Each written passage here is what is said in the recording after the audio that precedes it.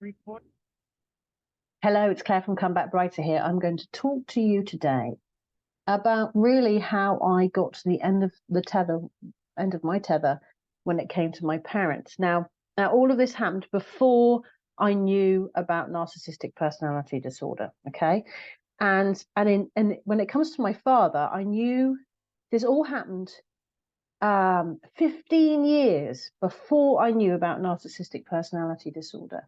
Okay, so what happened to my father was, and he would tell me this himself, so I know this is where it came from. He would kind of romanticize about this kind of like age up until I was about 7 or 8, when he would say I was like his little perfect princess. Okay, because really up until about that age, I was very easy to manipulate.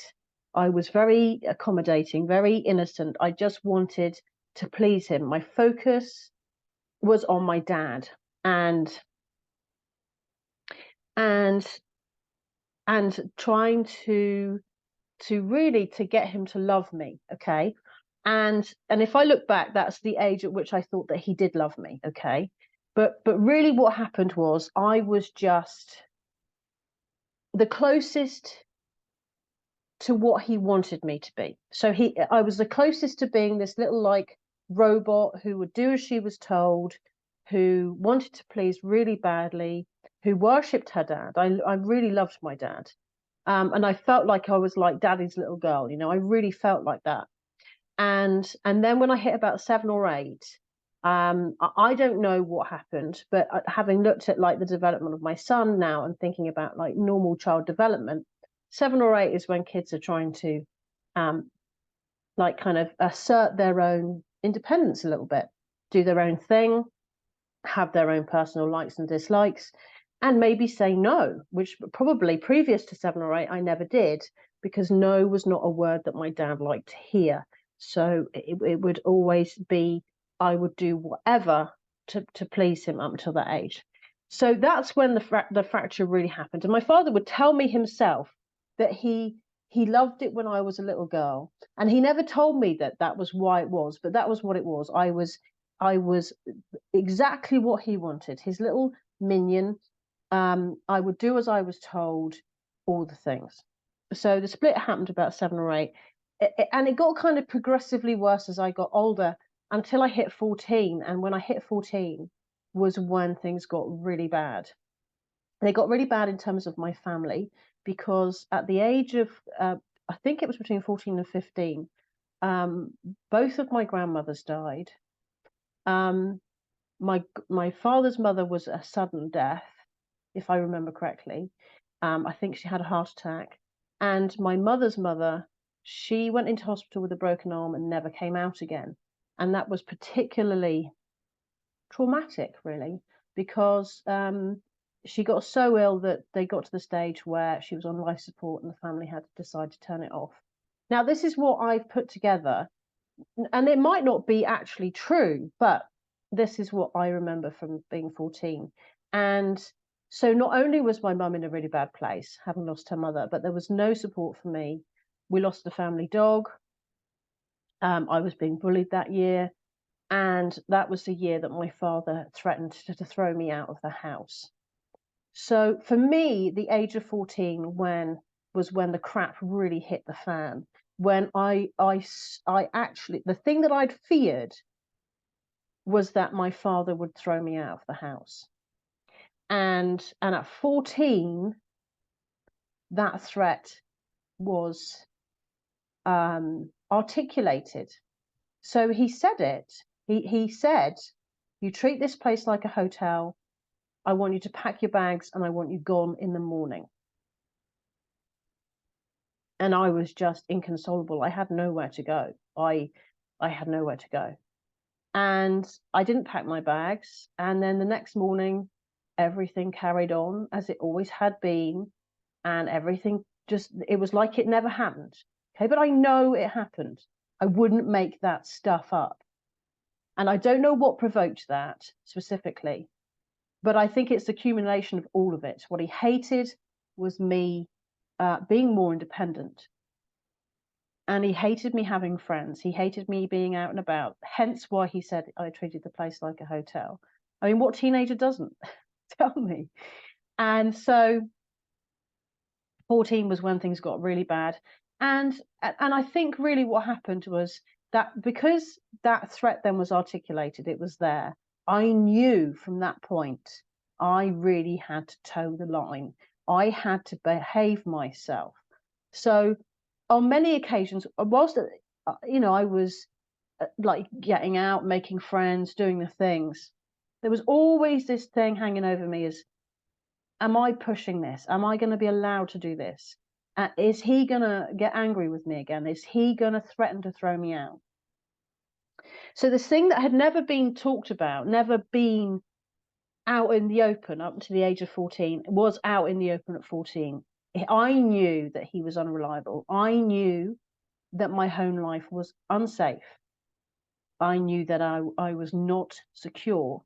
And I knew that at any point, he could throw me out. So for me, a little, maybe a bigger part of our relationship, or the love that I had for him, died then. And it was never discussed. It was never discussed that night after he said it. It was never discussed the next morning, and it's not been discussed ever in the 15 years after that time. No, more than 15 years, whatever, 20 years, whatever, after that time when it happened. I never spoke to him about it again, and I'm sure he would have denied it. So, and then it was just, I started then at probably previous to 14, not wanting to be home, being out and about as much as I could, just to be out of that atmosphere as much as I possibly could do. And I never really had that same connection with my dad again. He became very, I couldn't trust him. I didn't know where I stood with him. And I knew that threat would always be there. So I didn't have what I would call a good relationship with him. And he was up and down like a yo-yo. 1 minute he could be all friendly, nice dad. How can I help you? I'll support you, all the stuff. And the next minute he wouldn't even speak to me. And that could change like that. He could be everything that I wanted in a dad, and then 2 minutes later, the cold shoulder, not talking to me, the silent treatment, and I never knew what had caused it. So what happened? We just carried on. I kept on sweeping all the horrible things that he did under the carpet. Every single time that he gave me the silent treatment was like notched up, though, for me. I didn't forget it. So then when I was 21, I got with someone who I think is a narcissist. And we started living together after a very short amount of time. Now, he'd had this thing with his dad. His dad had died very suddenly, and they weren't talking when he died. So he told me or he suggested, let's put it that way, that I write a letter to my father and kind of like detail all the issues that I had. Okay, and this was when I was 21. So I wrote this letter and I sent it. And my father never responded. He sent my mother. And all she did was she defended him, she made excuses for him, or she ignored whatever I was saying about any issue that I raised. So it was never adequately resolved. Never.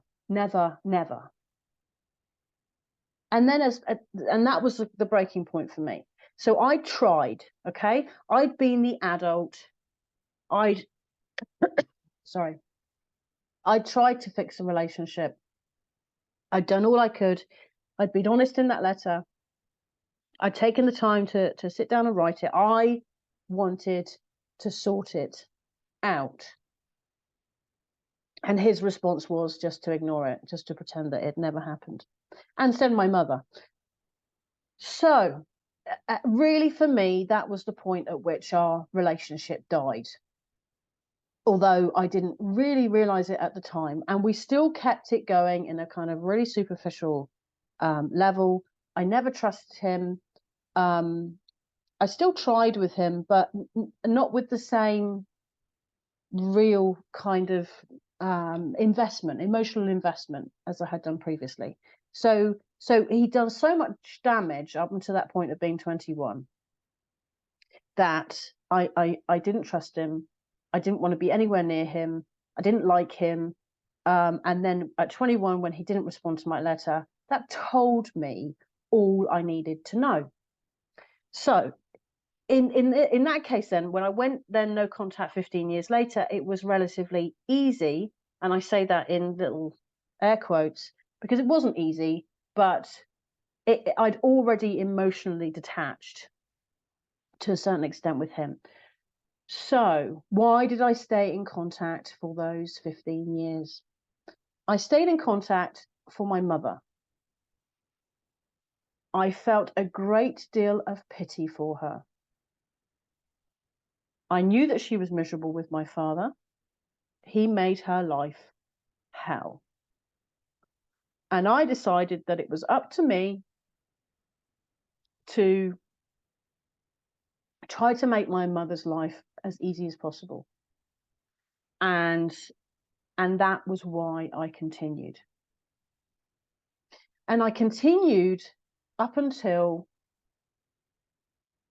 now I will just say as well, right? Not for 1 minute did the crap stop with my father. Just because I'd like stepped away a little bit from it all doesn't mean that he still wasn't causing the drama, fabricating rows, creating chaos, stirring between me and my siblings. He didn't stop any of that. That all still carried on, and I still got kind of reeled up in it. So that was still going on. But the only reason why I put up with any of that was for my mother. And so it wasn't really, there was an awful lot of stuff that I swept under the carpet. But when things got really intense was when I got pregnant with my son. And then I had my son, and this is like, so the time period was like the 4 years of being pregnant with my son, having my son, and then the first 3 years of his life, because I went no contact when he was 3.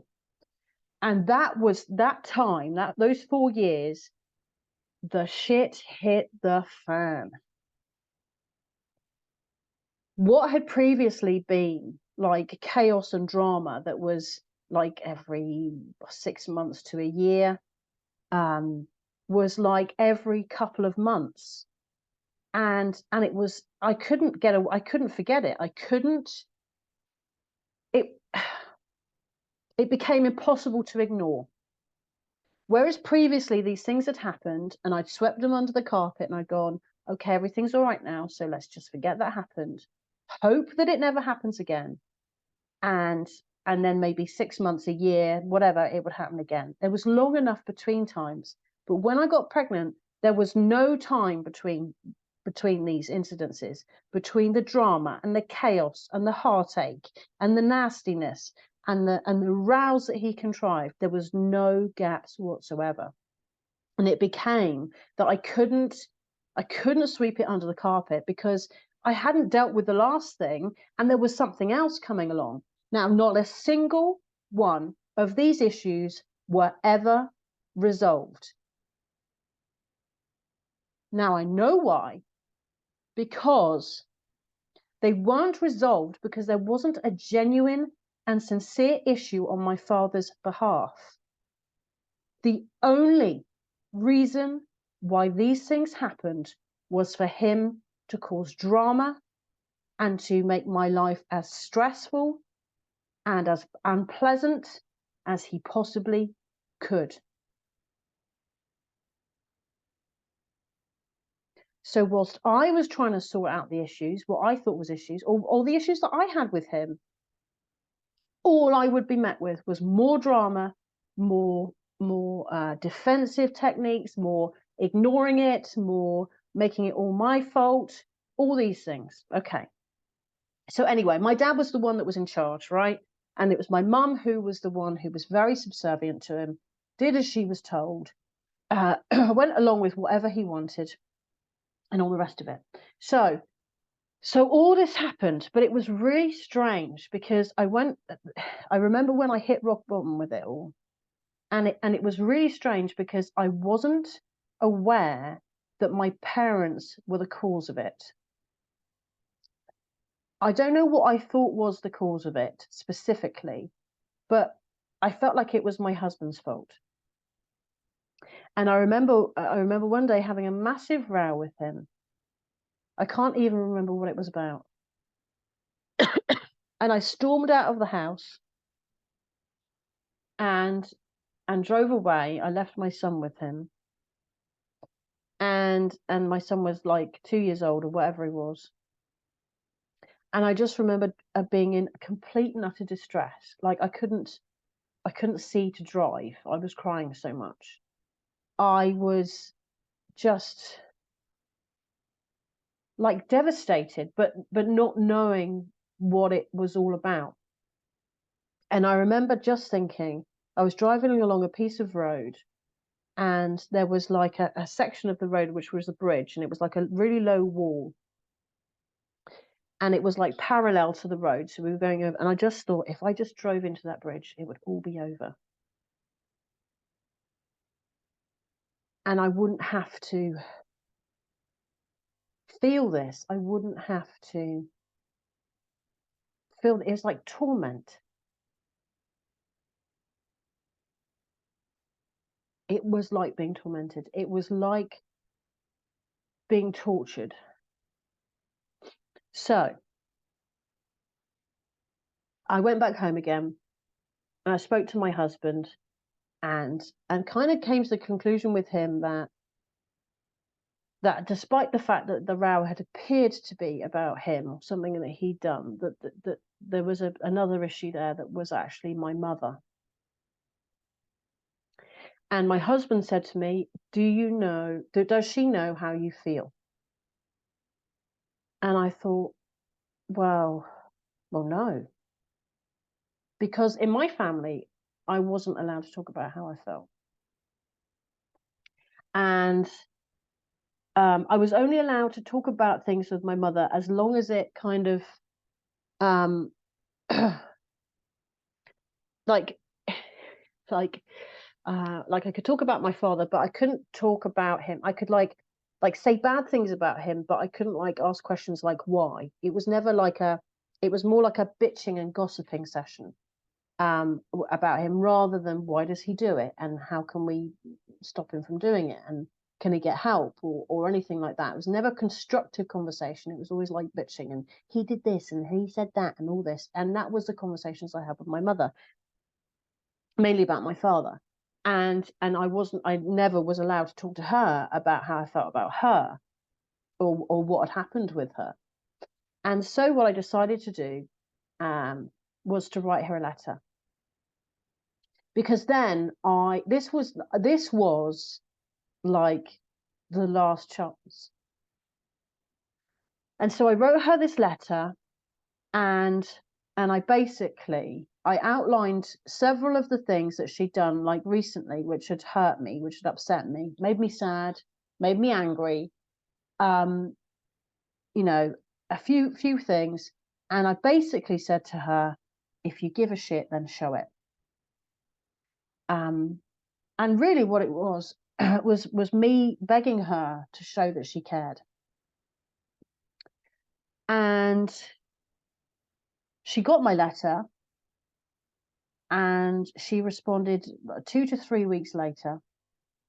And this letter was specifically to my mother about the problems that I had with her, okay, or the rows that we had, and just telling her how I felt, specifically to my mother, because at this point I'd already actually gone no contact with my father, but got back in contact again, and so this was all about her. And when she responded, she wrote the email, and it said, "Dear Claire," and the first word she said was we.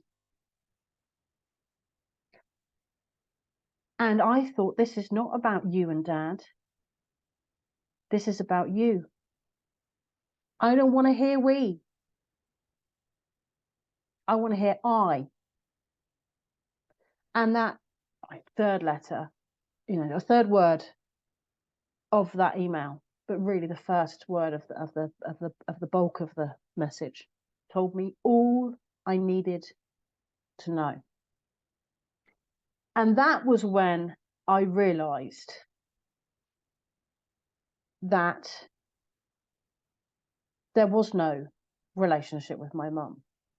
Like, I had the relationship, I did the caring and the looking after, and like caring, the loving, the supporting, but it didn't go both ways. And I've got to say that I was upset when I got that letter, but I wasn't surprised, because she had always supported Dad. If I'd ever said anything about the way that Dad treated me, she would always make excuses. She would defend him, or she would just ignore what I said. And that was when I realized that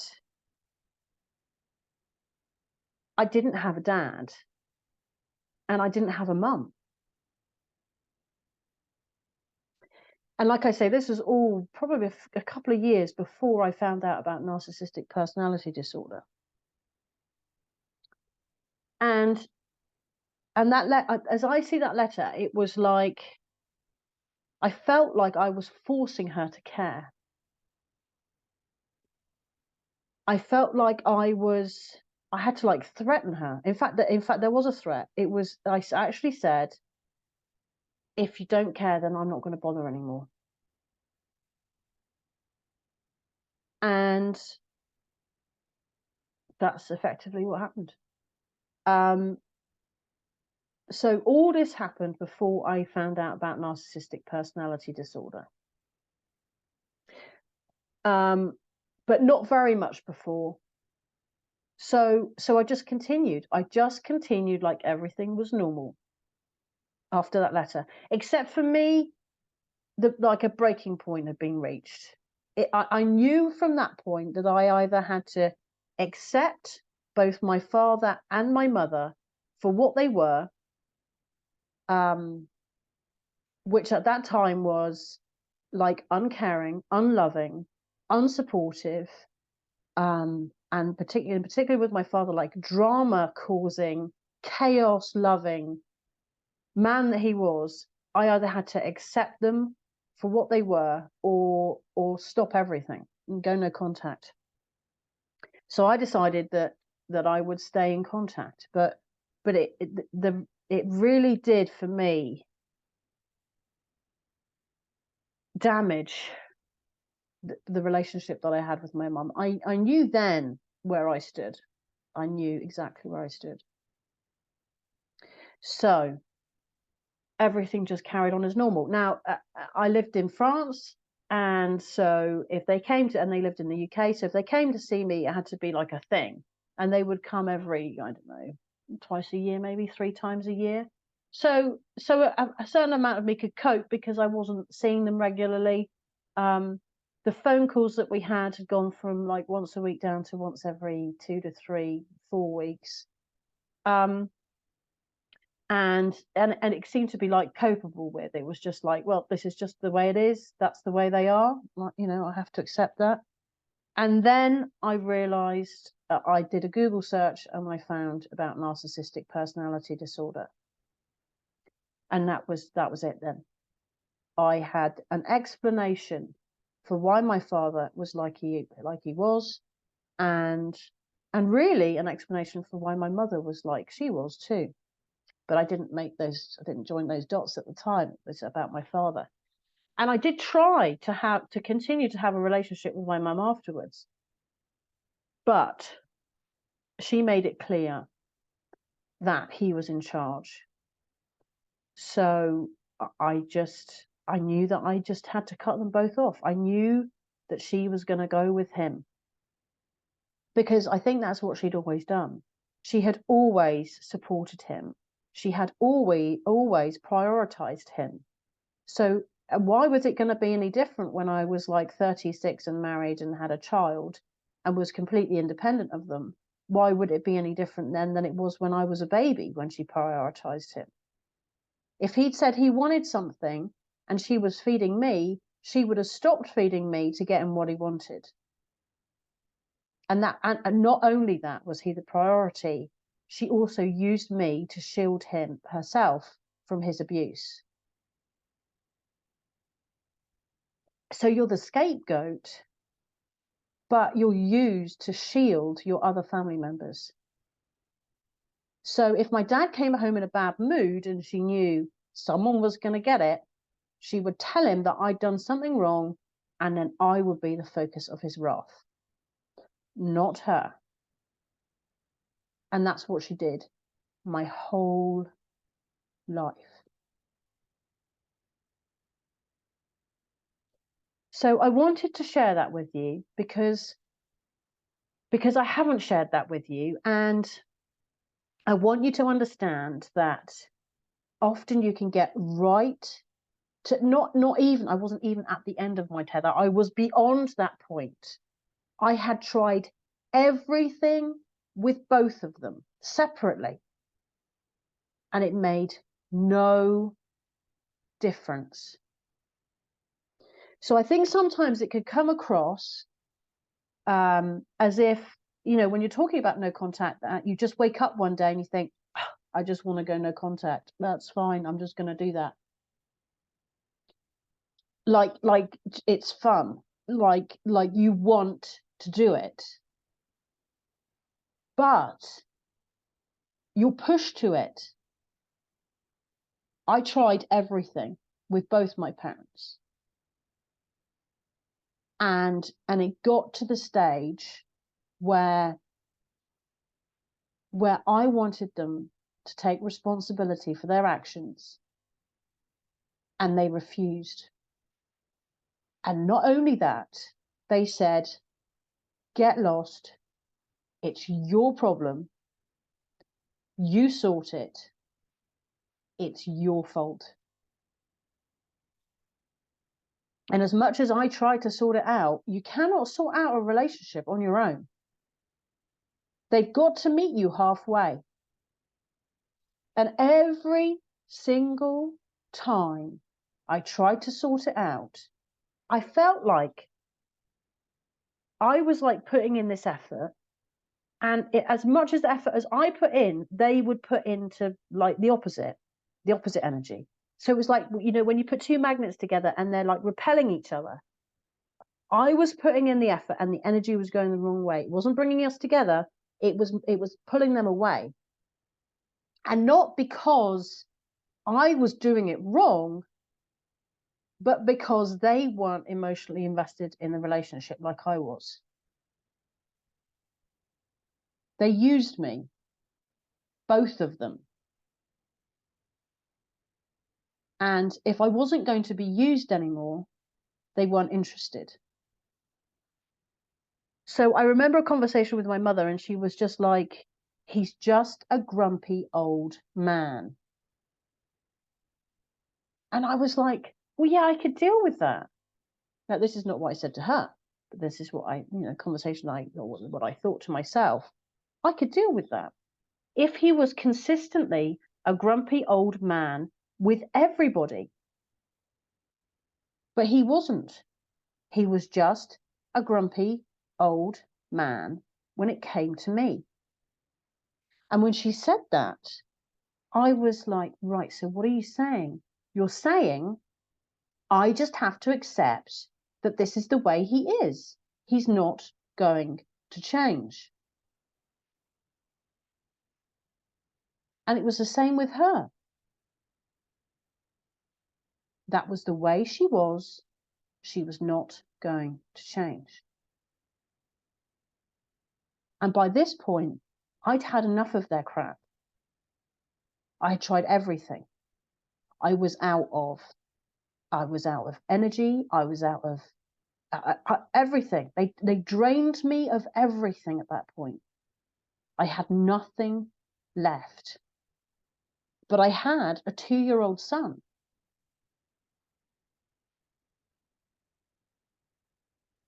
So I realized I couldn't put anything more into it. And they were never going to change. So I had to go no contact. So, like I said, I'm sharing this with you because I want you to understand that it's never an easy decision. It's never, it's always when all other possibilities and avenues have been exhausted.